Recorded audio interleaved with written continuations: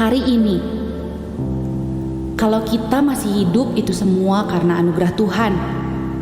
Setelah berapa lama kita mendengar kabar yang mencekam tentang penyakit dan kematian. Gelombang demi gelombang mencekam menggetarkan sukma. Penyakit merajalela memisahkan manusia dengan sesama. Anak dan orang tua, tetangga bahkan datang ke gereja dengan penuh curiga. Hari ini kalau kita masih hidup itu semua Tuhan punya rencana. Kalau kita masih bisa bernafas dengan leluasa, pasti ada rencana dari sorga. Kita hidup untuk apa? Kita hidup untuk siapa? Ketika kita renungkan kalau segala daya sepertinya sirna, ditelan kabar berita yang malang melintang di seluruh jagat raya. Cerita sumbang membahana di alur cerita. Hidup. Di dalam Dia kita hidup. Kita bergerak dan kita ada. Dalam Dia, saya akan terus berkarya. Adalah baik kalau saya hidup dan bisa terus mengisinya dengan penuh makna. Saya tidak akan melewatkan satu hari pun tanpa bersyukur di hadapan Pencipta. Apa rencana Tuhan untuk saya di fajar yang merekah? Tangan ini harus diulurkan untuk siapa? Hati ditunjukkan untuk melayani siapa?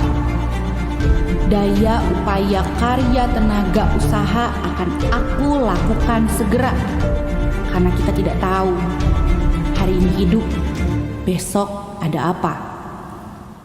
Selama masih ada udara di dada, selama kaki bisa melangkah, hidup ini untuk Dia. Dan mati adalah kembali pada Bapa. Saya tidak diperbudak oleh putus asa. Saya tidak tunduk pada nestapa.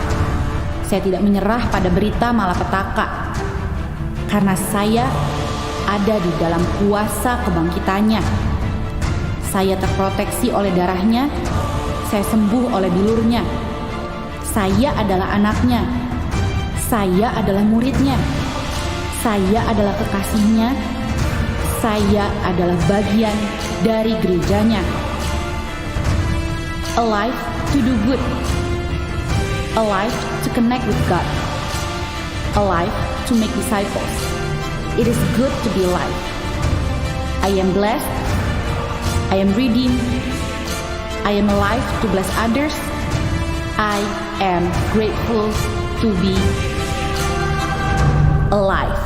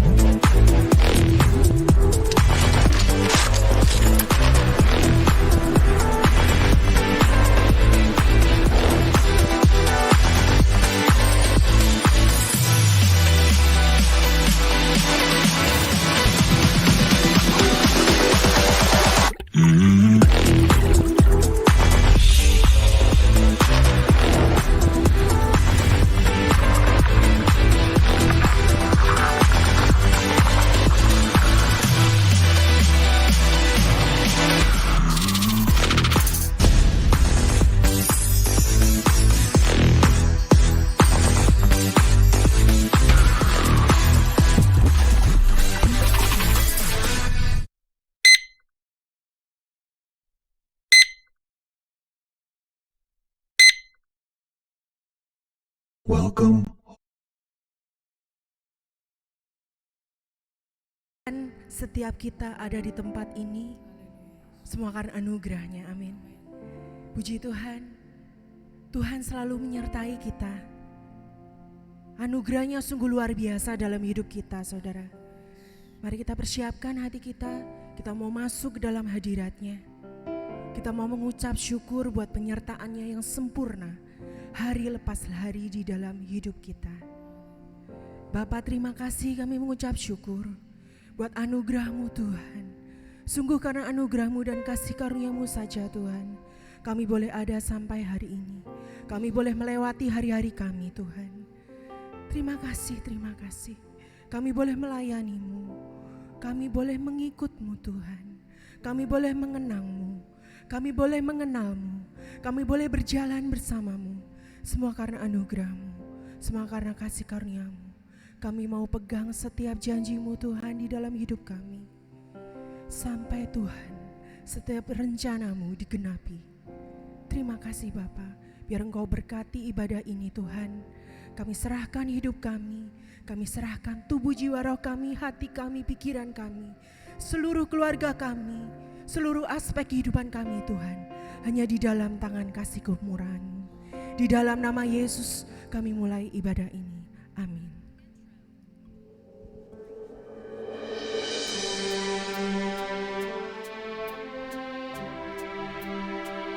Terima kasih Bapa, terima kasih Tuhan, buat kasih setia-Mu dalam hidup kami.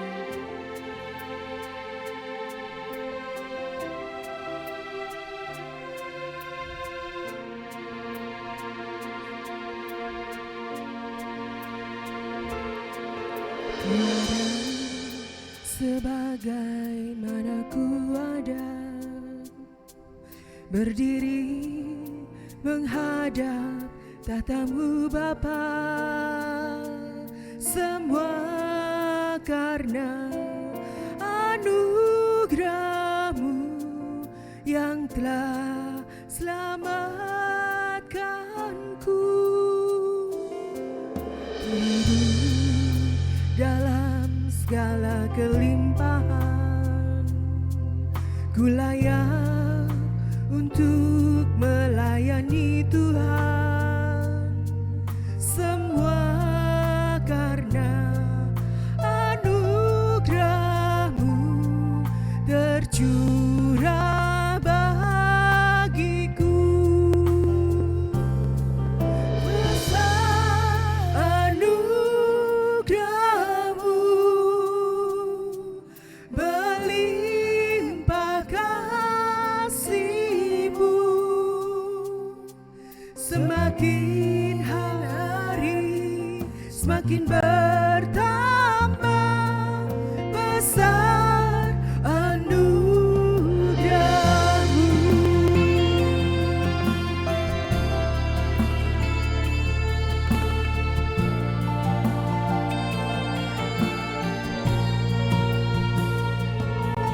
Tiada sebagaimana ku ada,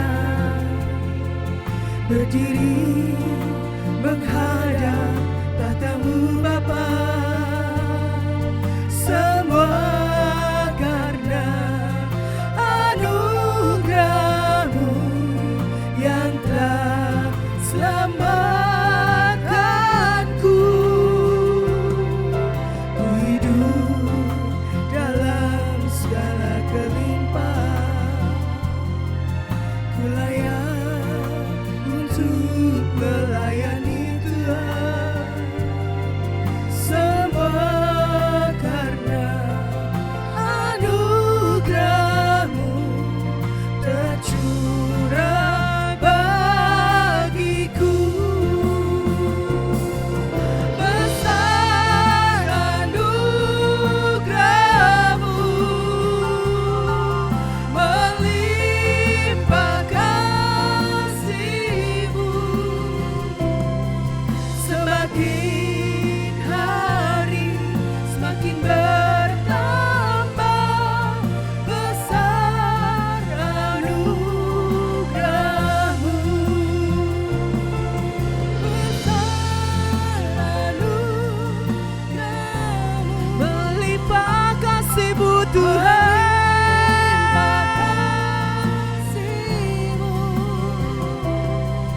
semakin hari semakin bertambah besar anugerah-Mu.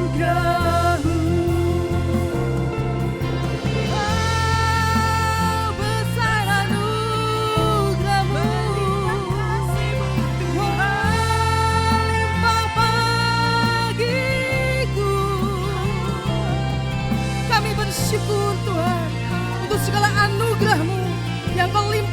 setiap hidup kami.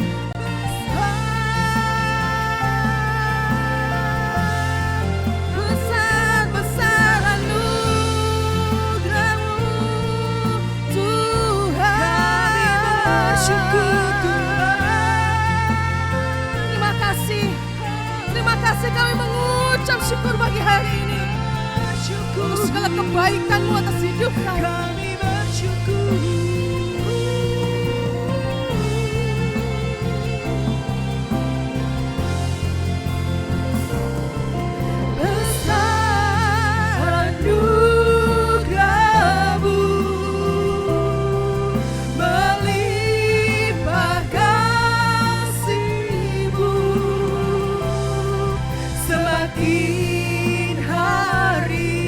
Semakin bertambah besar anugerah-Mu. Semakin hari semakin bertambah besar anugerah-Mu. Semakin hari semakin bertambah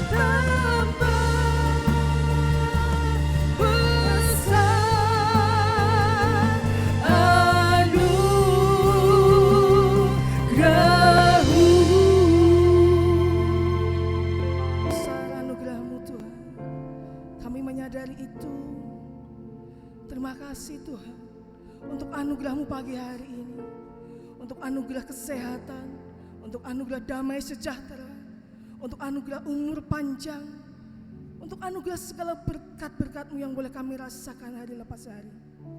Bahkan anugerah nafas kehidupan yang boleh kami hirup pagi hari ini Tuhan. Untuk itu kami mau memuliakan Engkau seumur hidup kami. Terima kasih Tuhan, terima kasih. Kami percaya Engkau ada di tengah-tengah kami pagi hari ini. Curahkan Roh Kudus-Mu. Curahkan Roh Kudus-Mu atas setiap kami Tuhan. Temui kami secara pribadi pagi hari ini. Karena ini kami Tuhan. Kami ada untuk menjadi pemuji-Mu. Kami naikkan kidung pujian kami untuk Engkau. Karena saat kami memuji, surga melihat kami Tuhan. Terima kasih Yesus, terima kasih. Kau Allah yang dahsyat. Kau Yesus Kristus yang baik. Mungkin saat ini Tuhan ada di antara kami yang mengalami beban pergumulan kehidupan. Untuk segala doa yang belum terjawab, untuk segala harapan yang belum terwujud, untuk semua cita-cita yang belum bisa kami capai Bapa. Tapi kami percaya di saat kami berdoa, di saat kami mengandalkan Engkau, Engkau Allah yang setia, Engkau Tuhan yang tidak pernah meninggalkan. Bahkan memberikan apa yang kami minta di dalam nama-Mu. Sesuai dengan ketetapan-ketetapan-Mu Tuhan. Sesuai dengan waktu-Mu yang terbaik. Waktu yang tepat yang Engkau janjikan atas setiap hidup kami. Terima kasih Yesus, terima kasih Tuhan.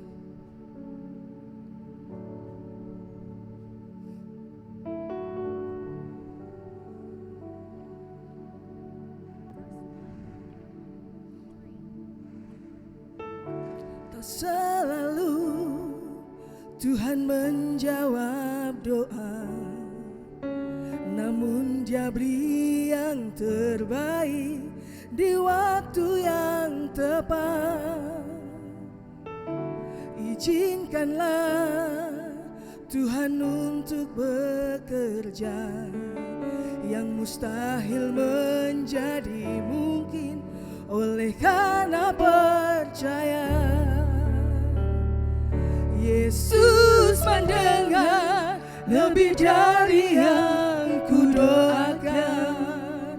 Yesus menjawab lebih dari yang kuharapkan.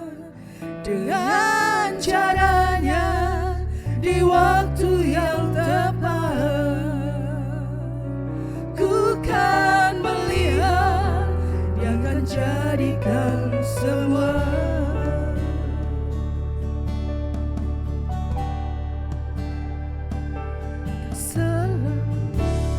Selalu Tuhan menjawab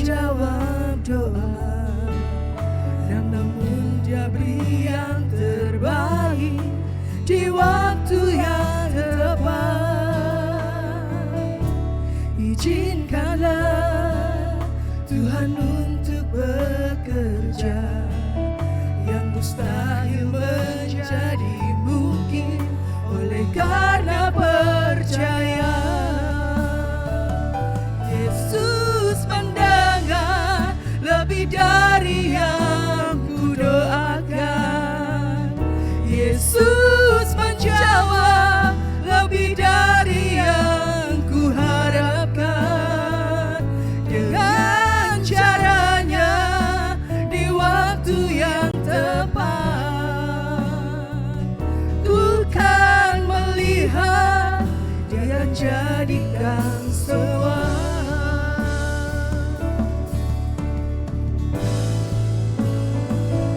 Yesus mendengar Imani pujian pagi hari ini. Bersepakatlah dengan surga pagi hari ini. Yesus Bahwa Yesus menjawab lebih dari apa yang kami doakan. Dia menjawab lebih dari yang kita harapkan. Dan caranya di waktu yang tepat, ku kan melihat Dia jadikan semua. Yesus mendengar lebih dari yang kudoakan. Yesus menjawab lebih dari yang kuharapkan. Dengan caranya di waktu yang tepat, ku kan melihat Dia jadikan semua. Yesus mendengar lebih dari yang kudoakan. Ya Tuhan, Yesus Kau lihat hati anak-anakmu pagi hari ini. lebih dari yang Segala permohonan mereka Tuhan, Kau tahu. dengan cara Segala pergumulan mereka Engkau di tahu Tuhan. waktu yang tepat, ku kan melihat Dia akan jadikan semua.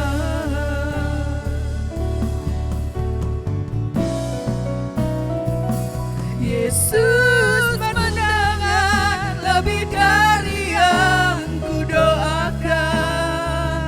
Yesus menjawab lebih dari yang kuharapkan. Dengan caranya di waktu yang tepat, ku kan melihat Dia akan jadikan semua.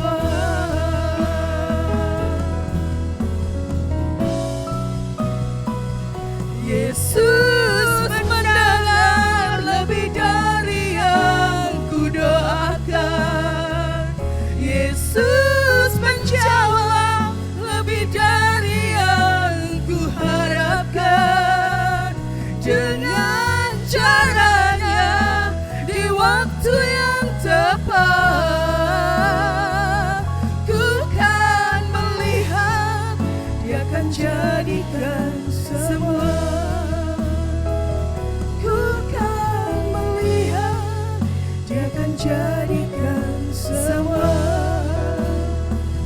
Ku kan melihat Dia akan jadikan semua. Kami percaya Tuhan, kami pegang janji-Mu pagi hari ini. Kami boleh gagal Tuhan, tapi Engkau Tuhan yang tidak pernah gagal. Rencana-Mu tidak pernah gagal atas hidup kami. Karena kami percaya apa yang tidak pernah kami lihat, apa yang tidak pernah kami dengar Tuhan, itu yang Kau sediakan buat anak-anak-Mu pagi hari ini. Kami percaya itu Tuhan, kami mengimani itu. Terima kasih Tuhan. Terima kasih buat kasih setia-Mu yang tidak pernah lekang atas hidup kami. Terima kasih Yesus. Janji-Mu yang kami pegang seumur hidup kami Tuhan. Karena kami percaya Engkau Tuhan yang tidak pernah berdusta. Engkau Tuhan yang selalu iya dan amin dalam segala permohonan kami. Terima kasih Yesus. Terima kasih Tuhan. Kita mau bangkit berdiri, kita mau angkat pujian ini.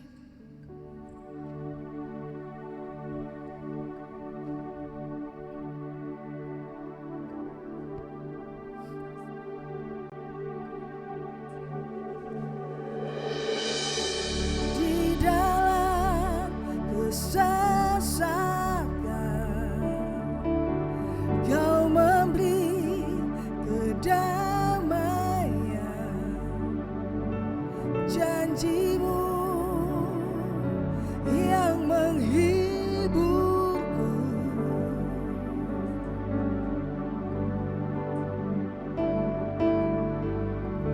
Di dalam keraguan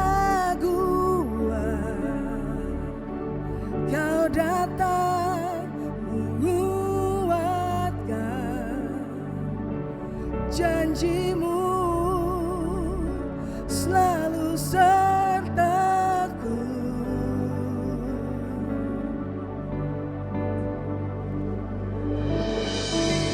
Kaulah Tuhan yang berjanji, takkan pernah Kau ingkari.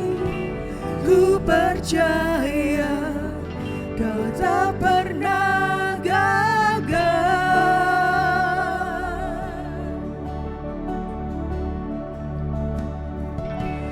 Menghiburkan, menguatkan, meneguhkan semua harapan.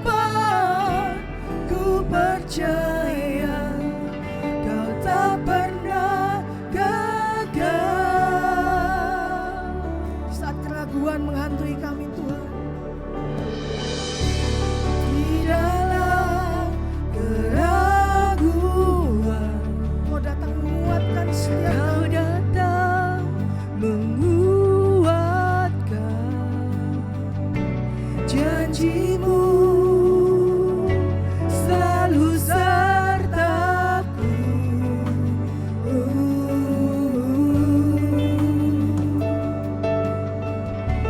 Kaulah Tuhan yang berjanji, takkan pernah Kau ingkari.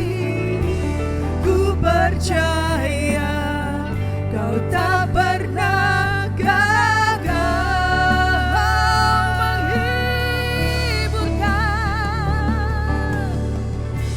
Menghiburkan, menguatkan. Kau yang meneguhkan hati kami Tuhan. Semua harapan. Ku percaya Kau tak pernah gagal. Janjimu yang menghidupkan kami. Janjimu yang menghidupkan, terbukti dalam hidupku. Janjimu yang ku percaya, tak pernah meninggalkan. Janjimu Tuhan, janjimu yang menghidupkan, terbukti dalam hidupku. Janjimu yang ku percaya, tak pernah meninggalkanku. Untuk setiap kita pagi hari ini yang dimana doamu belum terjawab, tetaplah setia kepada Tuhan, karena janjinya ya dan amin. Janjinya adalah penghiburan, janjinya yang menghidupkan, yang memberikan segala harapan demi harapan. Tetaplah bertekun dalam doamu, dalam harapanmu di dalam Yesus.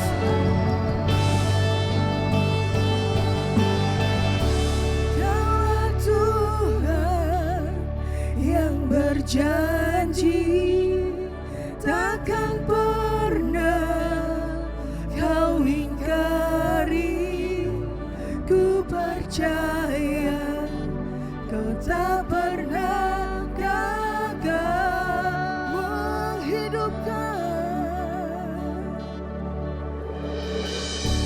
Menghidupkan, menguatkan, meneguhkan semua harapan. Ku percaya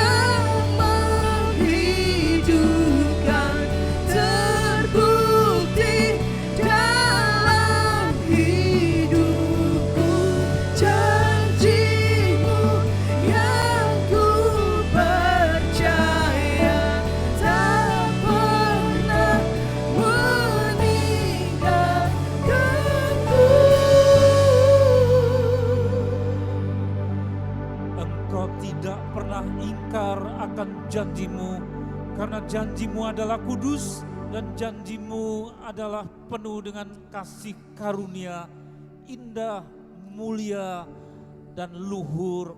Maka Engkau yang empunya janji itu kami percaya, kami puji, kami elu-elukan Engkau, Tuhan Yesus, yang menjadi penyelamat kami, pemilik janji yang tidak pernah ingkar. Janjimu adalah keselamatan, janjimu adalah pembelaan, janjimu adalah penyertaan, janjimu adalah penggembalaan, pemeliharaan bagi kami, dan penghiburan. Bahkan Engkau sanggup untuk melimpahi kami dan memberi kami lebih daripada apa yang kami doakan. Sebagaimana tertulis janjimu dalam kitab suci, kami percaya. Inilah jemaat-Mu Tuhan yang percaya kepada janjimu. Nyatakan untuk kesekian kalinya didikan-Mu kepada kami, supaya jalan-jalan kami di muka bumi tidak tersesat, tetapi Engkau memberikan panduan terang Roh Kudus melalui firman-Mu, pakai mulut lidah hamba-Mu untuk meneruskan apa yang sudah Engkau taruh dalam hatinya sesuai dengan yang tertulis di dalam kitab suci-Mu. Terima kasih Tuhan, kami akan terima firman-Mu dengan segala sukacita di dalam nama Tuhan Yesus. Amin. Silakan duduk. Shalom Bapak Ibu Saudara-saudara yang dikasihi Tuhan. Sukacita kesehatan dan penyertaannya limpah bagi kita sekalian. Apa kabar saudara? Luar biasa, amin. Saudara, satu tema yang diberikan kepada kita sekalian pasti akan membaharui kita dan rumah tangga kita. Ya, my house, my home. Satu tema tentang my house dan my home. Rumahku dan tempatku pulang. Mari kita lihat bersama-sama apa kata Kitab Ulangan pasal yang ke-7 ayat yang ke-26. Siapkan hati saudara-saudara, kita akan membaca bersama-sama dengan hati yang gembira akan pesan Tuhan ini. Membaca bersuara bersama-sama dengan saya, Ulangan pasal 7 ayat 26. Siap saudara? 1, 2, 3. Dan janganlah engkau membawa sesuatu kekejian masuk ke dalam rumahmu, sehingga engkau pun ditumpas seperti itu. Haruslah engkau benar-benar merasa jijik dan keji terhadap hal itu, sebab semuanya itu dikhususkan untuk dimusnahkan. Amin.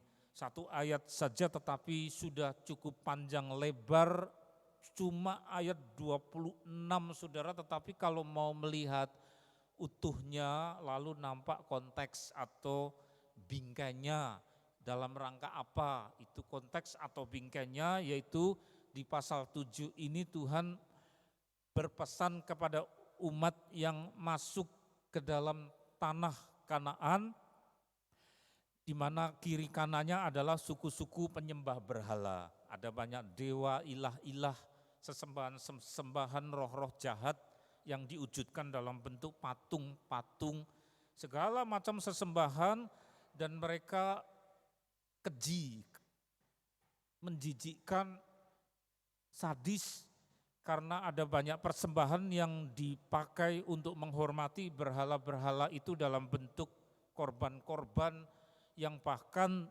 dengan tega anak kecil pun anaknya sendiri disembelih untuk membawa kekayaan, membawa kepada wibawa dan seterusnya. Itulah permintaan dari roh-roh jahat, di mana korban-korban manusia, anak-anak kecil, para perempuan itu dibantai untuk ditukar dengan segala macam kebutuhan dari kepala keluarga. Sadis, egois, ngeri. Dan itu ada sejak zaman purba sampai masa kini. Sampai masa kini suku apapun, daerah manapun, ritual yang nama ilahnya, nama dewa sesembahannya diganti-ganti dengan apapun juga, dan gambar yang juga bisa berganti-ganti, tetapi kalau intinya juga seperti itu, sadis, ya ngeri, berdarah-darah, dan yang jadi sasaran untuk menerima persembahan adalah roh-roh jahat, dan roh-roh jahat itu pun bisa memberi apa-apa. Ya, ada pangkat, ada pemberian keturunan, ada pemberian kekayaan, pemberian bermacam-macam, tetapi pemberiannya adalah pemberian yang sadis, tidak tulus karena ditukar dengan nyawa dari pemilik rumah. Kalau tidak nyawa yang diberikan, anak-anak disembelih atau istrinya yang dipersembahkan oleh si suami sehingga tidak mati tetapi menjadi gila dan sakit yang aneh-aneh, tapi lalu ditukar dengan harta, kekayaan, pelarisan dan bermacam-macam. Itu sudah ada sejak zaman purba sampai dengan masa kini, bahkan mendekati hari kiamat terus ada roh-roh jahat.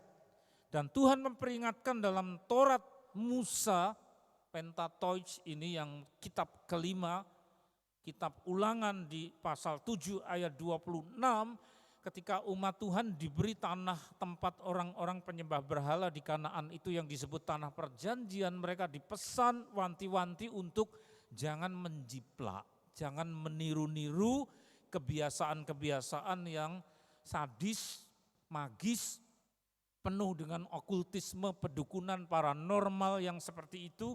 Tuhan berpesan, awas, awas, jangan dibawa ke dalam rumahmu, itu ayat 26. Maka muncul ayat 26 itu konteksnya seperti yang saya ceritakan tadi. Ada dewa Moloch, dewa Baal, dewa Astarte atau dewa Astoret. Dan semuanya itu keji, maka umat Tuhan harus hidup kudus. Artinya harus berbeda dengan orang-orang yang ada di sekitarnya. Tidak usah jauh-jauh di Purwodadi atau di kota saya di Solo juga pasti ada yang namanya ritual-ritual rahasia, di mana orang butuh berkat, butuh kewibawaan, butuh kekayaan, pangkat, tetapi dia harus membayar orang itu dengan sesuatu yang tidak pantas. Lalu si roh jahat itu memberi cuma dalam waktu 3 tahun, lalu selebihnya celaka. Entah itu pelarisan dan sebagainya. Firman Tuhan berkata, jangan engkau membawa sesuatu kekejian. Kekejian menunjuk kepada macam-macam hal yang ganas itu, yang kejam itu masuk ke dalam rumahmu. Saudara, Tuhan kemudian di sini mau mengarahkan atau menggiring umatnya ke dalam satu fokus perhatian, pusat perhatian, rumahmu. Rumah umat yang pada masa kini saudara bertempat tinggal atau tempat saudara pulang, di situ adalah tempat lokasi yang sangat penting, rumahmu. Nah, bayangkan saudara yang namanya my house tapi juga my home. Sebagaimana judul itu, bukan hanya house tetapi juga home. Bukan hanya go back to my house tetapi juga go home. Yang mana itu sukar untuk dipisahkan, tetapi Tuhan mau mengarahkan perhatian, lindungi, ada pertahanan. Kalau negara ada menteri pertahanan supaya lautnya dan tanahnya jangan sembarang disusupi oleh musuh atau dirampas dan dikacau. Begitu juga ada wilayah yang kecil yang harus dipertahankan pemilik rumah. Entah saudara kepala keluarga, entah sebagai ibu atau sebagai anak punya tanggung jawab sebagaimana pesan Tuhan itu. Awas, awas, tidak sembarang boleh masuk ke dalam rumahku, maka ada yang namanya pagar. Ya. Rumah tanpa pagar bahaya, sembarang orang boleh masuk lalu melakukan hal-hal yang membuat kacau tempat saudara, maka penting yang disebut pagar. Maka negara-negara tertentu di zaman kuno ada yang namanya benteng, tembok sotoh. Bahkan ada tembok itu masih ditambahi tentara, masih diberi jembatan yang bisa diangkat, bisa diletakkan, bawahnya sungai supaya tidak sembarang yang berbahaya masuk. Dalam rumah juga ada pertahanan. Saya ingat ketika masih masa-masa pengantin baru, masih bodoh, masih banyak belajar, terlalu muda, rumah kami dengan dana yang terbatas, pagarnya sudah bergoyang dari seng, lalu bingkainya dari kayu yang sudah lapuk. Sehingga ketika ada tamu seorang ibu ditemui oleh istri, kemudian waktunya tamu pamit mau pulang, pintu yang dari seng dibuka, tamunya keluar, diantar istri, tahu-tahu ada orang yang mau menerobos. Terus cepat pagarnya, pintu saya pegang untuk menghalangi, ternyata dia menerobos di bawah siku saya. Saya kejar, orangnya sudah sampai ke belakang, di belakang ada seorang ibu yang membantu kami mencuci pakaian kami. Orang yang menerobos masuk langsung jongkok di dekat yang mencuci, terus dimarahi oleh orang yang membantu kami. "Hus, sapa kowe?" Ya. "Ora oleh neng kene." Langsung jongkok buka ininya, ya. Di dekat cucian kami, sukar untuk mengusir orang ini. Saudara yang dikasih oleh Tuhan, itu saja ada pagarnya tapi bergoyang dan kurang rapat. Dan ada hal-hal yang lebih daripada orang yang suka menerobos, intruder. Jangan sesuatu yang keji masuk ke dalam rumahmu lebih daripada orang gila yang mau buang air, saudara. Lihat sesuatu yang di halaman berikut, perhatikan. Ada kata yang menunjuk kepada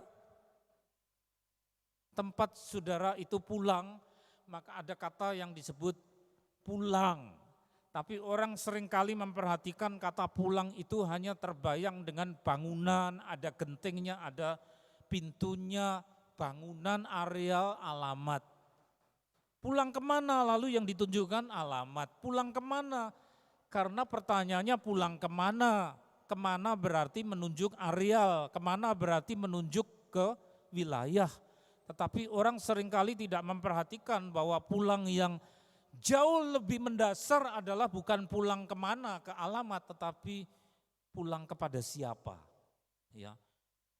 Maka ada acara yang sangat berkesan, saya belajar sekali dari apa yang pernah diputar di Trans TV, saya ambil saja faedahnya. Seorang yang berasal dari satu keluarga terhormat, kerja di tempat yang bergengsi, naik pesawat, ada satu tugas, bawa paket-paket, pesawatnya hancur.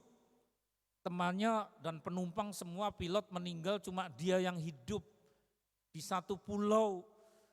Dan yang ada paket-paket berserakan itu, lalu tidak ada siapa-siapa yang bisa diajak bicara, bisa cari makan, cari ikan. Dibakar, bisa makan, bisa hidup. Tapi tidak ada yang bisa diajak ngomong, sehingga kelapa itu lalu diberi tangkai, sering diajak omong dan dikasih nama.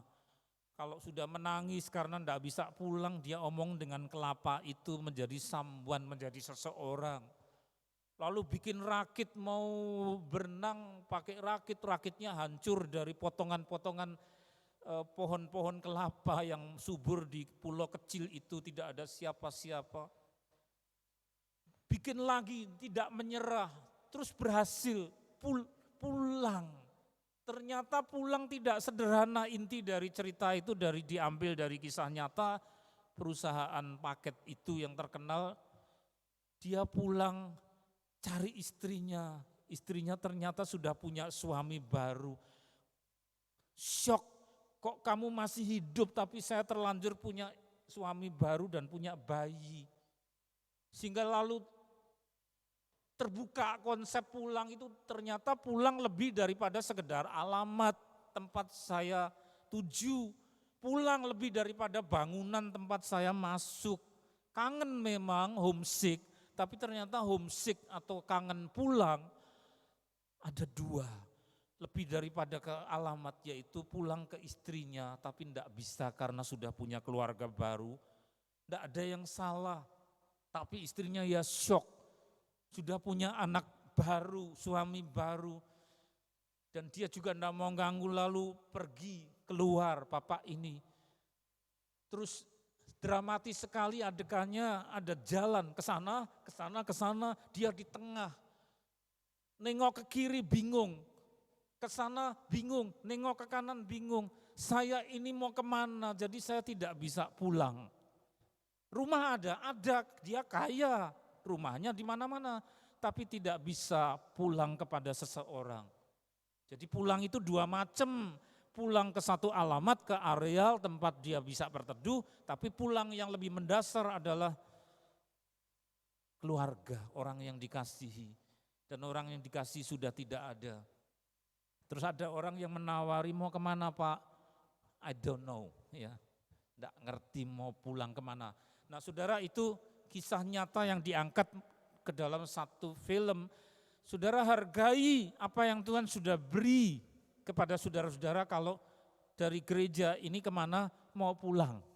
Pulang kemana? Saudara punya konsep tempat ada pintunya, aku bisa berteduh, ganti, lalu santai, makan di situ. Tapi ingat, apakah saudara juga menerima apa yang Tuhan beri? Pulang itu kepada seseorang. Saya pernah alami dan mungkin saudara bosan cerita mengenai bagaimana orang tua saya sudah diambil oleh Tuhan, pernah ngalami masuk ke rumah saya yang di Jalan Kolonel Sutarto, buka kunci ceklek, tidak ada siapa-siapa, duduk kelop-kelop, sudah tidak seperti dulu. Bangunannya ada cukup luas, 565 meter persegi, ada halaman belakang, ada halaman depan, tapi kucing pun tidak ada, ya. Kucing pun sudah tidak ada, karena papa mama sudah tidak ada, ya. Pulang kepada siapa, ada sesuatu yang kosong. Tuhan memberikan dua hal itu, saudara, hargai. Hargai, karena dua-duanya berharga. Kita lihat berikutnya. Ulangan pasal 7 ayat 26, janganlah engkau membawa sesuatu kekejian. Seringkali yang bikin kacau kehidupan adalah bahwa ada yang kejam, ada yang mengaco tapi dibawa pulang. Padahal itu yang mengaco itu tidak layak. Bukan hanya mengaco tempat tinggal berupa bangunannya, tetapi terlebih lagi orang-orang yang dikasih yang ada di dalamnya, gara-gara yang dibawa pulang itu keji. Apa itu keji? Kata firman Tuhan, bisa yang sebelah kiri merah, konsep-konsep kegelapan. Seperti tadi ada Moloch, ada Astarte, Astoret, Baal, segala macam konsep lalah jadi prinsip dibawa pulang, istrinya ketularan atau yang membawa istrinya suaminya yang ketularan. Sehingga kemudian persembahan-persembahan, pujian-pujian, ibadah-ibadah tidak lagi ditujukan kepada Tuhan, konsep keji oleh karena berhala. Bisa juga berupa niat-niat, rencana-rencana jahat dibawa pulang. Sehingga kemudian mencemari dan merusakkan segenap aspek kehidupan itu oleh karena jahat dibawa pulang. Sehingga seisi tempat tinggal itu jahat karena penghuninya. Bahkan benda-benda yang disentuh, makanan yang disentuh dan dimakan juga keracunan oleh karena orangnya. Bukan karena kurang bumbu, bukan karena bumbu masaknya itu sudah kadaluarsa.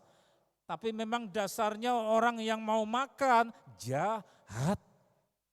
Sehingga yang dimakan oleh orang lain tidak apa-apa kok, ini sehat kok, ya belum kadaluarsa, out of the lihat tanggalnya belum telat, dimakan tidak apa-apa. Tapi kalau dimakan oleh keluarga itu, kenapa menyebabkan keracunan? Ya orangnya, bukan makanannya. Kenapa? Dia membawa pulang konsep-konsep jahat. Konsep jahat tidak bisa saya terangkan mendetail, ya soal dagang, orang yang memang curang, soal politik, memang politik jahat, ya macam-macam hal jahat, saudara pribadi dengan famili ya jahat. Konsep-konsep itu dibawa pulang, rancangan-rancangan yang tidak baik. Soal-soal warisan yang mana penuh dengan macam-macam keserakahan itu dibawa pulang. Keracunan makanannya, keracunan air mandinya, make upnya menjadikan mukanya gosong semua, orang lain pakai kok tidak apa-apa. Oh ini mengandung merkuri, oh enggak. Ya kenapa dia keracunan? Karena membawa pulang sesuatu yang jahat dari konsep, dari prinsip, hatinya sudah jahat. Manusia ini sistem hidupnya di dalam ekosistem. Tidak hidup sendirian tapi ada air berkaitan dengan dirinya, ada udara berkaitan dengan dirinya, ada hewan-hewan, ada tumbuhan, semua itu saling terkait secara terpadu, namanya sistem. Keterpaduan sinkron namanya sistem. Satu keracunan, satunya dan seluruh jaringan keracunan sebagai kinerja yang keracunan. Rumusan-rumusan kegelapan dibawa pulang, keracunan semuanya. Sampai hewan-hewan peliharaannya pun juga tercemari oleh dosa. Saudara, ya ngeri. Tapi juga yang biru, tadi saya terangkan yang merah, lalu yang biru bisa pula firman Tuhan katakan jangan membawa yang keji masuk rumah berupa benda-benda yang tidak layak, jimat-jimat dibawa pulang. Kalau instruksi dari sinode dan di Jawa Tengah adalah bahwa bahan-bahan care group adalah apa yang dikhotbahkan di hari Minggu, dibahas setengah jam selesai, didoakan, termasuk ini apa yang kau hendak perbuat dengan rumahmu, ya saudara, bersihkah itu. Saya pernah cerita kepada saudara-saudara pada masa-masa kebodohan, lalu Tuhan menunjukkan, lu lihat ini ada bekas-bekas yang dulu dikira sebagai dekorasi, tapi ternyata ini dewa-dewa yang punya taring, sesembahan dari suku-suku tertentu. Sehingga kemudian Pak ambil palu, saya pecah saudara, berbahaya karena firman ini, janganlah membawa benda-benda kegelapan, pusaka-pusaka ajiman ada taring, harimau, tongkat kakek, ya keris-keris, atau harta berdarah, sertifikat-sertifikat yang tidak layak disembunyikan, padahal itu hasil dari kekejian, bagaimana mengakali pakai pengacara handal lewat nyogok ini nyogok itu sehingga engkohnya ditegakkan, kakaknya atau adiknya ditegakkan. Benda itu benda keji, harta yang tidak membawa berkat. Kelihatannya seperti beruntung, ya, tetapi itu jahat sehingga meracuni segenap yang ada dalam rumah itu. Itu contohnya, saya baru memberi contoh satu sertifikat hasil keserakahan. Ngeri bukan saudara, manusia sistem terkait dengan yang lain-lain. Lihat yang berikutnya lagi, ada yang disebut cursed dolls, yaitu boneka-boneka terkutuk. Itu yang ada di kancingi 1, 2, 3, itu ada yang namanya Mandy, ada yang namanya siapa saudara, itu pintu lemari dikunci ada dalam museum. Karena sudah terkenal, dikunci pun kadang bisa lari, meskipun dijaga satpam. Loh bonekanya mana hilang? Sudah lari, lolos. Itu asalnya dari punyanya orang, dari satu keluarga, tapi ada yang sakit, ada yang gila, ada yang macam-macam, lalu boneka diserahkan ke orang lain juga celaka, terus bergilir sampai kemudian pihak keamanan ambil inisiatif, ya sudah diungsikan saja oleh beberapa anggota keamanan ke museum. Dikancingi di dalam museum juga kadang-kadang lepas. Itu namanya boneka terkutuk. Tapi ya saudara jangan ngawur, gara-gara pendeta-pendeta ngawur yang lalu sembarang boneka cucunya diambil dibakar-bakar, sembarang kaos gambar apa lucu-lucu dibakar semua. Lah kalau tidak ada roh jahatnya ya tidak apa-apa, barang untuk mendidik boneka supaya anak kecilnya belajar untuk mengasihi adik, nanti kalau diberi adik disisiri, didudukkan, diganti pakaiannya. Kalau tidak ada roh jahatnya ya jangan dibakar-bakar saudara, karena tidak semua boneka adalah boneka terkutuk. Itu dibawa ke rumah, sudah ada contohnya keluarga menjadi kacau gara-gara yang ada isinya. Ada lagi contoh, Jangan tertarik dengan iklan-iklan yang mana niru-niru artis yang ngeri-ngeri dipelihara seperti orang, diajak omong-omong lalu menyebabkan gila, awas. Itu aktor zaman mama saya dulu, namanya Rudolf Valentino, ini sudah tumbuh tua. Dia mampir ke satu toko luwak, tapi toko luwak yang bergengsi. Kok tertarik dengan cincin berwarna coklat, kok apik ya, bagus. Tuhan tertarik, harganya ini, tapi pemilik toko memperingatkan apa yang sudah dikunci. Ini cursed ring, cincin terkutuk. Jadi saya menjual bukan mau mencelakai, saya sudah memberitahu, nekat saudara, aktor ini. Harganya mahal, dia beli, tidak percaya. Dia tertarik, pokoknya lihat bagusnya. Begitu dipakai, saudara, lalu muncul pengalaman-pengalaman yang aneh-aneh. Dia sering sakit, sering mimpi buruk, pengalaman-pengalaman sial. Terus ditunjukkan ke rekannya sahabat dari Rudolf. Dan si sahabat ini kaget karena melihat di bagian coklatnya, loh saya kok lihat wajahmu, wajah seorang yang berbaring di peti mati, pucat. Saya percaya kamu cuma berfantasi. Ya sudah, lalu berlalu. Dan akhirnya celaka sungguh, meninggal secara tidak wajar aktor atau pemain film ini namanya Rudolf Valentino gara-gara cincin itu. Dan kemudian cincin itu diwariskan kepada kekasihnya namanya Pola Negri. Pola Negri juga mengalami hal-hal yang sial. Sakit-sakit yang aneh-aneh. Dia tidak tahan, kemudian sesudah beberapa puluh tahun, karena terkenal Rudolf Valentino maka dibikin film mengenai kisah hidupnya. Nah, aktor yang mirip dia memerankan Rudolf harus memakai cincin tersebut, giliran dia yang sial. Tidak berhenti, maka kutukan cincin itu berlanjut. Ada orang kaya gagah kemaki, saudara. Seorang gangster, bisnisnya kotor, lalu dia tertarik, saya bergengsi bisa pamer kalau pakai cincin ini, jadi bisa cerita kemana-mana sambil begini-begini, karena tidak ada kerendahan hati, pamer ini ya. Orang tersebut namanya Joe Casino. Dia beli cincin itu, dia pakai. Sehingga kemudian tidak lama sesudah dipakai, giliran si gangster, si Joe itu yang mengalami hal sial karena cincin Rudolf Valentino. Dalam satu kegiatan bermotor dia mengalami kecelakaan dan meninggal secara tidak wajar. Aktor yang sebelumnya juga meninggal karena ditembak orang. Tidak semua cincin itu aman. Maka firman Tuhan katakan jangan membawa sesuatu yang keji ke dalam rumahmu.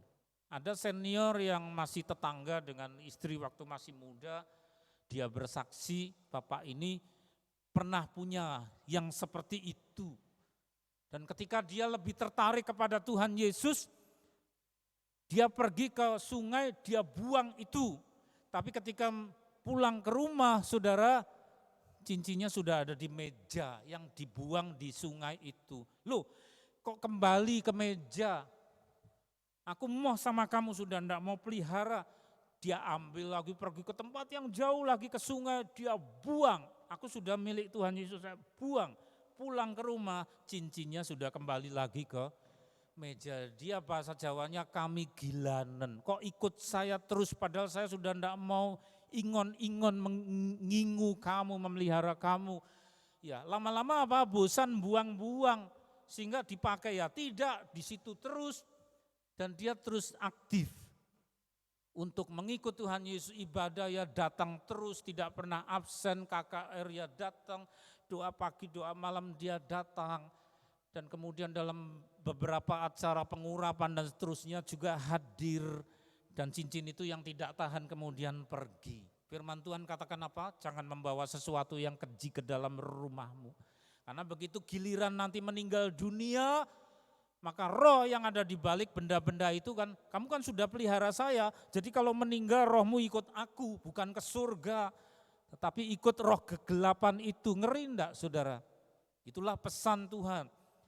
Maka dalam bahan care, saudara bisa catat, karena sebagaimana ketentuan dari pimpinan kita, yaitu bahannya adalah dari yang dikhotbahkan hari Minggu. Apa yang saudara hendak perbuat dengan rumah saudara mengenai hal-hal ini. Terus lagi, jangan kau membawa masuk sesuatu yang keji ke dalam rumahmu. Ada seorang perempuan namanya Sarah Winchester. Ini kaya sekali karena dia istri dari William Winchester yang mana bukan hanya jenius, tapi juga dari kejeniusannya dia memproduk, Pak William ini, senjata yang terkenal yaitu bedil Winchester yang dipakai pada tahun 1800-an. Dari perusahaan bedil atau senjata laras panjang itu, saudara, dia memperoleh kekayaan banyak sekali dari korban-korban, nyawa-nyawa yang melayang karena peluru yang melesat dari senapan itu. Jadi kekayaannya diperoleh dari kekayaan berdarah. Dan kemudian suaminya meninggal, Sarah tidak bisa melanjutkan perusahaan si suami, tapi mewarisi uang yang banyak sekali. Dan uang itu uang terkutuk. Saya tadi kasih contoh apa saudara, sudah banyak ada cincin, ada sertifikat berdarah. Sekarang uang juga ada uang terkutuk. Dibawa ke dalam rumah karena tidak semuanya dalam bank. Terus malam hari sering Sarah kerasukan, ya, matanya membelalak dan kemudian tangannya mengambil pensil lalu ada kertas. Begitu sudah sadar dilihat apa yang dikerjakan dengan kertas, gambar rumah. Rumah itu digambar bukan karena atas kesadaran tetapi dari roh yang bukan dari Tuhan. Sehingga aku pengen bikin rumah, lalu rumah yang sebelah kiri itu adalah rumah Sarah. Tadinya dibangun 2 tingkat, tapi 16 tahun enggak selesai, dibikin terus, enggak puas, kurang ini, kurang itu. Jadi tiap kali tidak puas, dia duduk malam hari dan pembantu-pembantunya merasa heran karena ada kertas yang kemudian dia coret-coret sambil mata yang membelalak ke atas dan jadinya gambar rumah. Oh kurang ini, kurang balkonnya dari 2 tingkat menjadi 7 tingkat. Dan orang yang masuk geleng-geleng kepala karena apa? Coba lihat di halaman berikut. Begitu masuk, begitu langsung merinding. Tidak ada damai di rumah itu. Begitu masuk merinding, tidak ada rasa bahagia. Rumah yang terkutuk, saudara. Karena diperoleh desainnya bukan dari normal yang normal dan sehat, mental hygiene. Tapi dari mata yang membelalak dan mencoret-coret tanpa melihat itu jadi gambar itu. Nuansanya gelap. Tidak ada yang berani tamu berlama-lama ke situ. Terus lagi rumah Sarah, itu dia sering duduk di tempat gelap. Ada sesuatu yang dibawa masuk. Uang yang diperoleh dari bedil Winchester di mana ada banyak korban karena senjata itu. Kekayaan diperoleh lalu jadi rumahnya terkutuk. Terus lagi. Lalu dari yang namanya usek gambar yang mana mata tertutup dan membelalak itu jadilah lorong-lorong yang tidak masuk akal. Yang mana kalau tamu mau mencoba masuk, itu bingung karena kalau jalan ke sana dia tidak bisa balik dengan normal. Lihat berikutnya.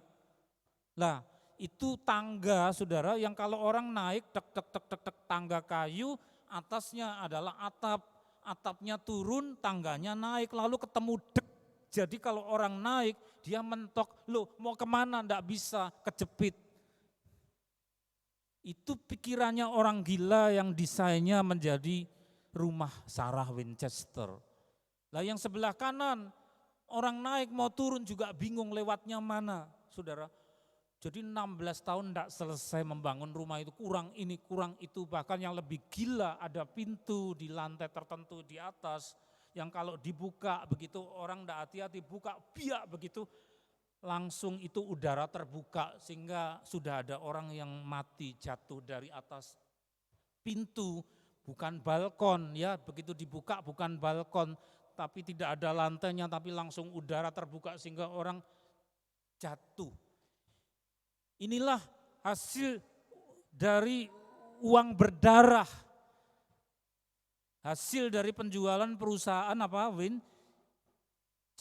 Lalu seorang dokter ahli jiwa diundang ke situ, tidak tahan baru malam pertama aja suruh nginap di rumah itu. Saya berkaca tapi belakang saya kok ada yang memata-matai, ditengok tidak ada. Ya, ada suara orang melangkah tapi tidak ada wujudnya. Ini kok seperti ini, dia bingung tidak tahan saudara.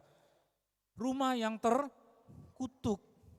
Nah belum lama mungkin 2 minggu lalu Trans TV sampai memutar ini yang sudah difilmkan kisah nyata ini. Terus berikutnya lagi, Lukas pasal 19 ayat yang kelima. Ketika Yesus sampai ke tempat itu, ia melihat ke atas berkata, Sakius segeralah turun sebab hari ini aku harus menumpang di rumahmu.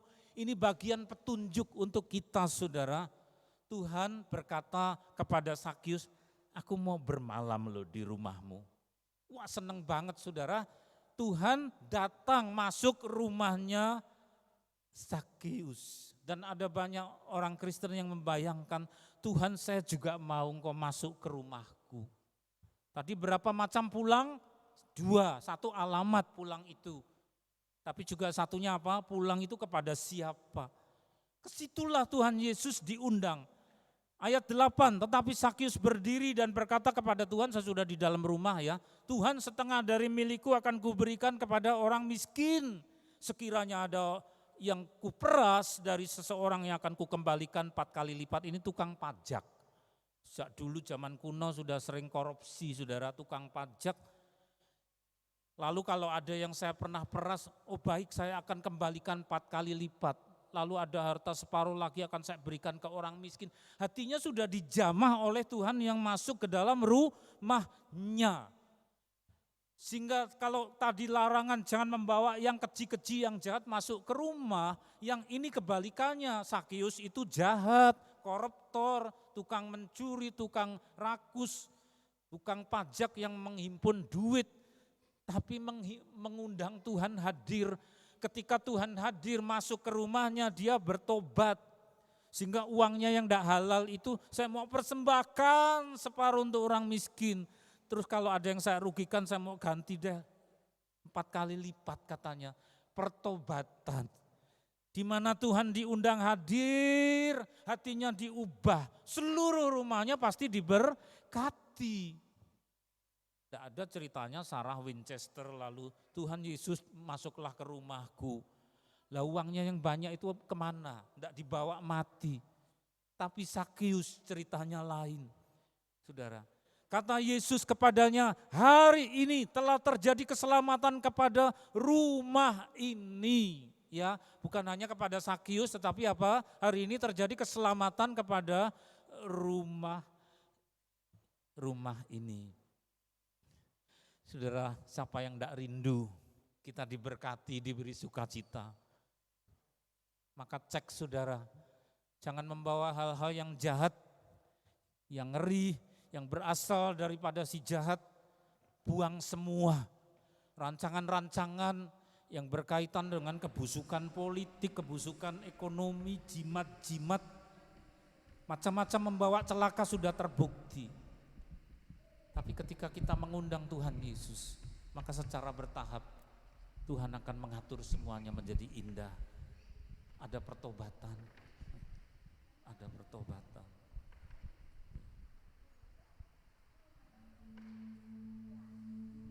Haleluya, haleluya, haleluya. Ku ada sebagaimana ku ada.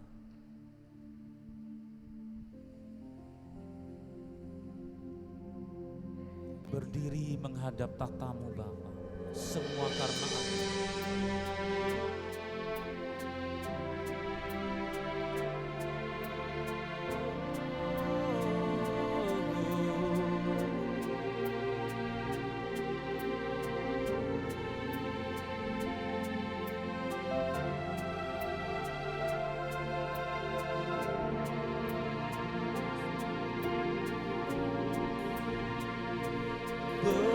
besar anugerah-Mu, berlimpah kasih-Mu. Semakin hari semakin bertambah besar anugerah, besar anugerah-Mu, besar anugerah-Mu, melimpah kasih-Mu. Semakin hari semakin bertambah besar anugerah-Mu.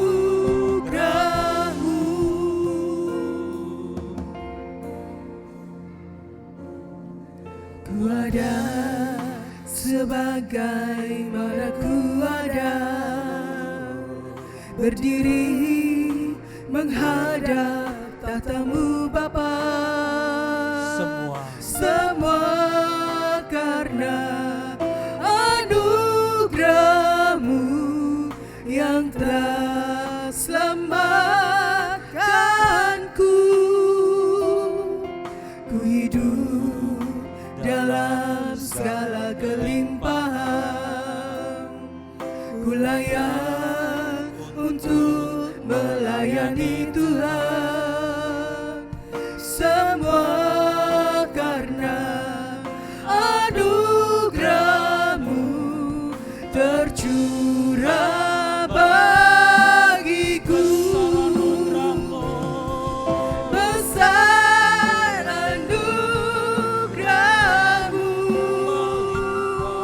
berlimpah kasih-Mu. Semakin hari semakin bertambah besar anugerah-Mu, besar anugerah-Mu, besar anugerah-Mu, melimpah kasih-Mu. Semakin hari semakin bertambah besar anugerah-Mu. Bapa, kami hendak mengucap syukur oleh karena penyertaan-Mu, oleh karena didikan-Mu, dan oleh karena Engkau memberi tempat kami berteduh, memberi tempat kami untuk bernaung dan menambatkan hati dengan orang-orang yang kami kasih, yang semuanya adalah pemberian-Mu. Kuduskan pemberian kami, persembahan seberapapun yang ada yang kami persembahkan, sucikan ya Bapa, menjadi kemuliaan bagi nama-Mu, dan boleh dipakai untuk mendukung pekerjaan pelayanan dalam gereja ini, dalam nama Tuhan Yesus. Besar anugerah-Mu, melimpah kasih-Mu. Semakin hari semakin bertambah besar anugerah-Mu, besar anugerah-Mu, melimpah kasih-Mu. Semakin hari semakin bertambah besar anugerah-Mu.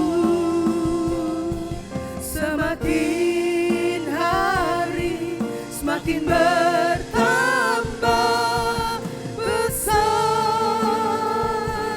anugerah-Mu. Besar anugerah-Mu kepada kami, besar karunia-Mu kepada kami, besar penyertaan-Mu kepada kami, besar segala pemeliharaan untuk rumah pemberian-Mu, rumah tangga juga pemberian-Mu. Bapa, Engkau memberkati anak-anak-Mu yang berulang tahun, di bulan September ini Engkau memberkati anak-anak-Mu, Ibu Endang Kristini, Engkau memberkati Saudara Andi Ristiono, Engkau memberkati Riga, dan Engkau memberkati anak-anak-Mu yang lain. Oleh karena kasih dan rahmat-Mu, kami mengangkat kedua belah tangan kami, mengarahkan hati kepada Engkau. Engkau yang memperpanjang usia dari tiap orang, dan setiap usia yang Engkau tambah-tambahkan kepada kami semua, di dalamnya Engkau menggandeng tangan kami. Saudara-saudara, terimalah curahan berkat di dalam nama Allah Bapa di surga, kasih karunia Putra yang tunggal Tuhan Yesus Kristus, dan penyertaan terang oleh Roh Kudus menyertai langkah kita pada hari ini sampai Tuhan datang yang kedua kali, bahkan sampai selama-lamanya, dalam nama Tuhan Yesus. Semua yang percaya berkata bersama, amin. Tuhan berkati. Kuasa Tuhan lebih besar.